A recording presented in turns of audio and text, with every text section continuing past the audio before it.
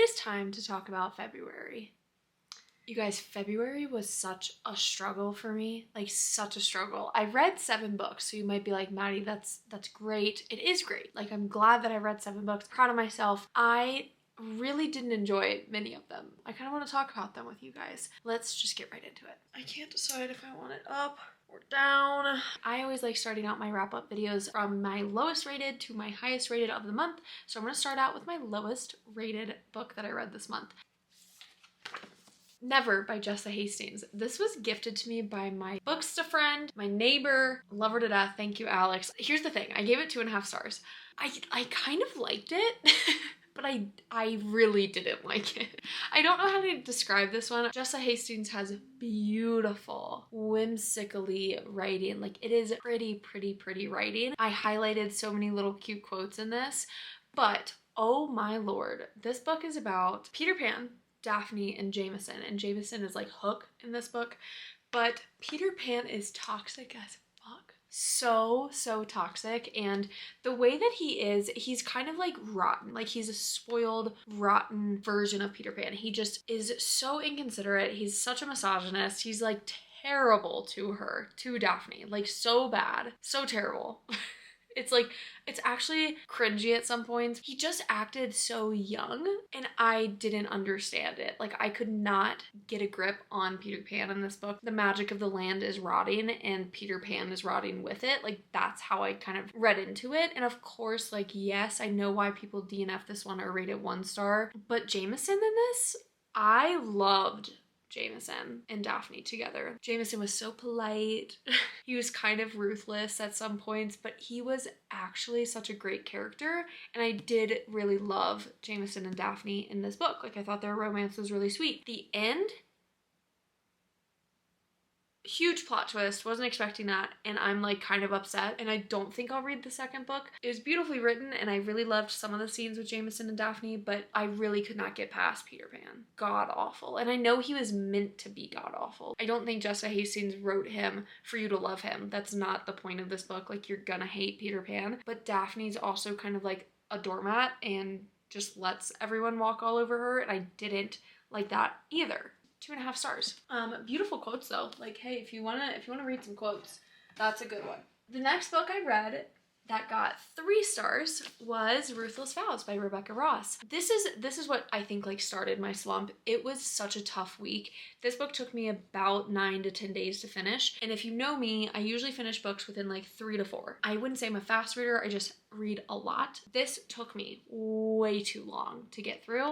I could not get into it. And maybe it's because like Divine Rivals, although I loved Divine Rivals and I gave that one 4 stars, I read Divine Rivals in July and I think I just lost the interest in this whole series. For some reason, I don't know why, but the politics to me were a little murky. I couldn't really understand the gods and goddesses. I did understand the gods, but I didn't really like their motives. Like, there was no, for me, the motives were lacking. I didn't understand why these gods were doing what they were doing. Now, Iris and Roman, love them. Highlighted so many cute quotes and scenes between these two, and I really do love the romance aspect of this book. The fantasy aspect I didn't really love. I would recommend it, especially if you liked Divine Rivals. I think it's nice to continue the series, and I'm glad that I read it, but the plot kind of lost me a little bit. So next, this one.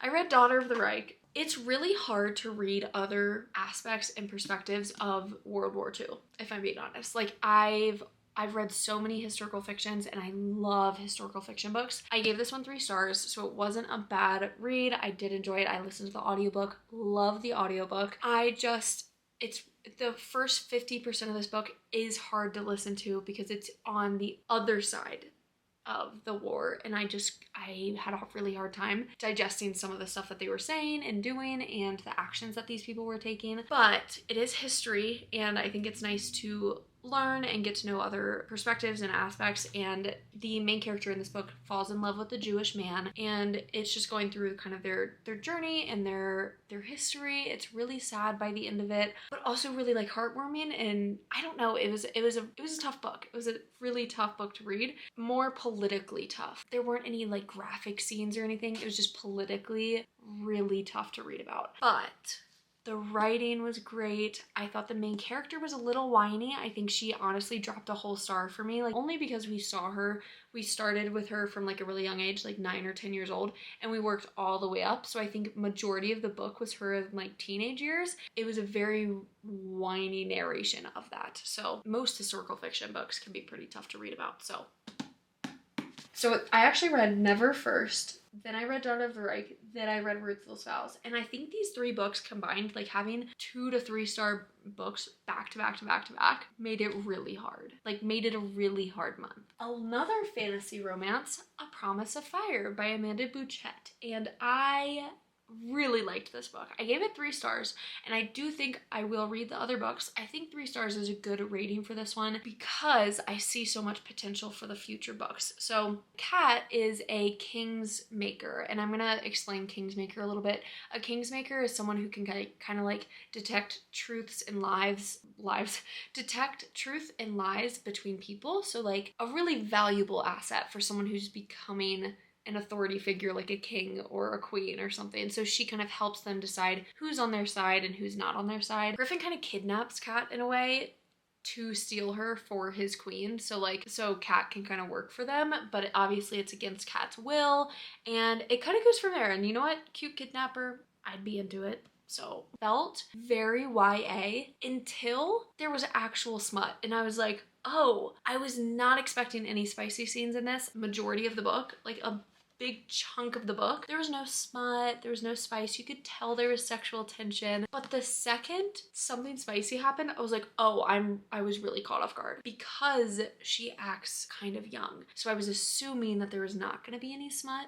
But I really, really did enjoy it. Kat is a really strong female main character, so I know a lot of people like a really strong lead, as do I. And she is a very, very strong lead. She's got a good head on her shoulders. I thought the politics and the history and kind of the gods and goddesses in here, I really did like. There's kind of gods guiding them in a way. Like she can almost speak to gods. The only thing I was a little confused about, I couldn't understand her magic. Like Kat's magic specifically, I was a little confused about. Like she could steal powers, but also give powers. She could heal, she could do lightning. I don't know, there was a lot going on Kat's end, and I was like, what can she do? Like, I know she's a Kingsmaker, and I know she can tell like truths and lies from people, but what else? What is she? What else does she do? And I do think books 2, 3, and I think there's a 4th one, I'm excited for. I don't know when I'll pick them up, but I am excited to continue reading the series. I think like fantasy romance is really popping off right now, and this is a good one to dive into if you haven't yet. Next one actually was a Kindle book, and I'm not even gonna pull it up, but I read Powerless by Elsie Silver. It's the 3rd book in her Chestnut Spring series. Because I was in a slump, I was like, what can I do to get me out of this slump right now? And I was like, I need to take it back to the roots, contemporary romance. I just need a simple, spicy, mindless book. And that was exactly what Powerless gave me. It was perfect. I read it in 2 days. I just binge read it on my Kindle. Oh shoot, Jasper and Sloane. There you go.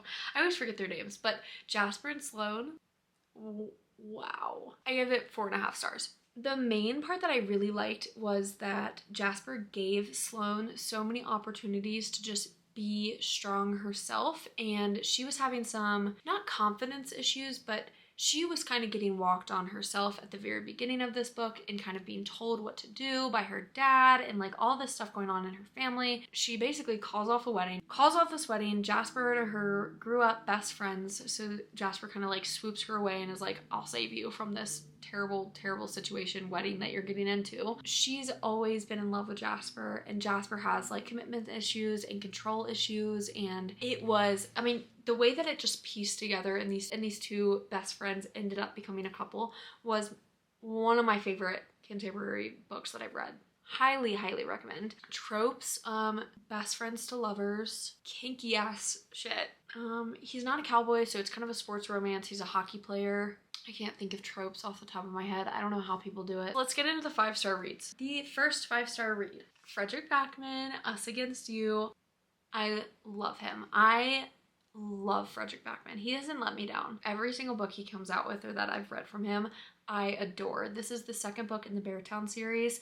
You are following the characters from the first book and kind of just like seeing the aftermath of the first book because a lot of things happen in Beartown, and then picking this one up is kind of the obviously continuation of it, and it picks up right where it left off, and a lot more drama and things are going on. So many touching moments of like mother-daughter relationships, best friend relationships, co-worker relationships, like so many different kinds of people and characters around this book that when you read about them, it really does feel like you're reading about the whole town because you're getting so many different aspects. You're getting a sister's point of view, you're getting a brother, a mother, a daughter, a coworker, a friend, a hockey player. Like you're getting so many different perspectives that you really do feel a part of the town. Upsetting and sad, and a lot goes on, and this town is really messed up. But in the end, hockey is what they're all in love with, and this town will do anything for the hockey team. And it's a really unique story. It goes into humans so well. Like I know that sounds weird, but it touches on human feelings and emotions and connections so deeply that you can't not love these characters and the way Frederick Backman writes them. So I absolutely adored this one. I gave it 5 stars. I think I give Beartown 5 stars as well. So there is a third book. I'll read it eventually, not in any rush. I read Beartown like a year and a half ago, then picked this one up, and I felt fine with that long gap in between. So loved it. This was the first book that I read this month, and it was House of Flame and Shadow by Sarah J. Maas. I did give it 5 stars. I did go to the midnight release, which was a lot of fun. Now that it's been out for a month, there have been a lot of opinions coming out about it, and a lot of people have not been loving it because they expected something else. When you finish Crescent City 2, I even went into this book thinking a lot of things. Obviously, there were so many theories. I did a whole 6-7 month lead up to reading this book. Like I reread all of Sarah J. Maas's books just so this book, when it came out, I would be prepared. And it wasn't what I expected whatsoever. Like everything that I thought going into it, completely different. I think I actually enjoyed that. Like I'm glad I wasn't able to really like pinpoint any one thing that she was gonna do. And it really took like a completely different spin. This is the third book in Bryce's series. We have to remember that this is Bryce's book. Bryce is going into another world where she has never been before. She doesn't know these people. She's scared shitless for her world that she had to leave behind. So then to come into this world and willingly trust these other people, it wasn't realistic. And that's why I think I loved it, because Sarah J. Maas made it very realistic for Bryce herself. Bryce isn't a very trusting person in general. So then to throw her into an unknown world with these unknown people, of course she's gonna be hesitant and kind of a bitch. Like she's gonna be standoffish. I went into it thinking, oh, they're gonna be best friends. Like everyone's gonna get along, the inner circle, like everyone.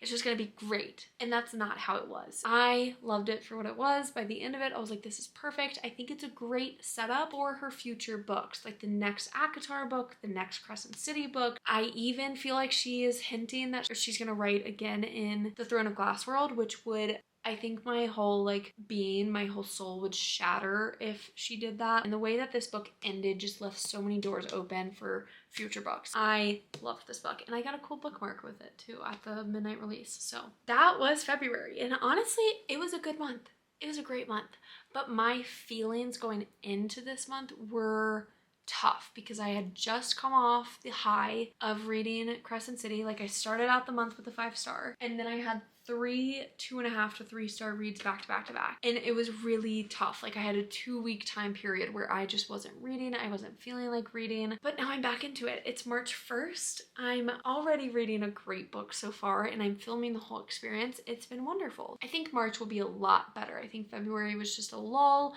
I was also having some stuff at work going on, so it was just a weird month. I'm happy with it. I'm proud of myself, and I will see you guys in the next video.